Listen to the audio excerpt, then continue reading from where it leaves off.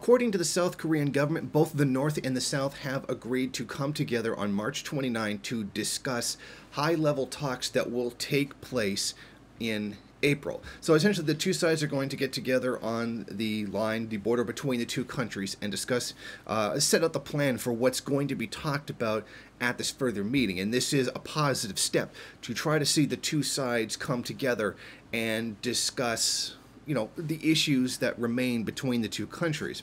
Yet, at the same time, the United States has continued its policy to carry out war games inside the country. So while they're supposed to be coming to the table to discuss, the United States is taking provocative action, most probably to try to disrupt that, you know, that communication that's going on between the two countries. The situation in Korea is between the two Koreas, and the United States is trying to sabotage those talks in order to forward the goals of imperialism. Now, it should also be noted that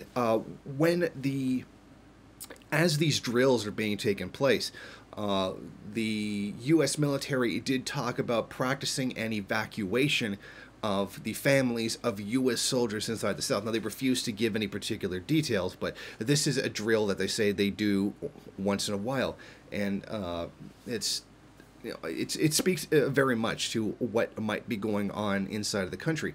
And I think that perhaps we do need to be aware that if these high-level talks between the North and the South start going very, very well, and there ends up being a great deal of cooperation between them, the United States will come in and deliberately sabotage all of this because it's not what they want.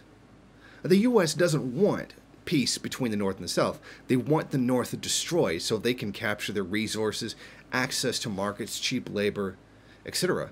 And this really does show the difference between the two sides in this conflict. The South wants a peaceful relationship with the possibility of reunification in the future. Meanwhile, the United States just wants complete and utter total annihilation of the North for daring to resist their imperialist influence.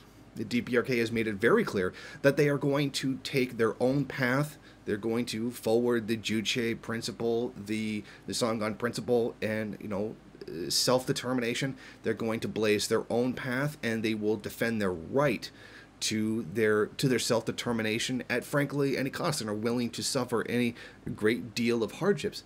And this idea seems to be completely lost on a lot of citizens around the world. It's very interesting that the United States, as a country who was founded on the idea, give me liberty or give me death, doesn't seem to understand that same sentiment coming out of another country. It seems that once they're being, oppressed by the British, so to speak, that once they become the oppressors themselves, suddenly that whole principle of, you know, wanting to be free, you know, live free or die, as it says on New Hampshire license plates, that's something that they can't understand that same sentiment coming out of another country when the United States itself is the tyrant in that situation. So I think this is something that we really should pay attention to, look at how things will be proceeding in the future with the talks between the North and the South, and definitely keeping an eye on the United States for trying to sabotage those talks. Thank you for watching. If you like this program, then please head over to my Patreon page and set up a monthly donation. It's your donations that keep this program running. Also, if you would like, please rate, comment, subscribe, and share in various social media.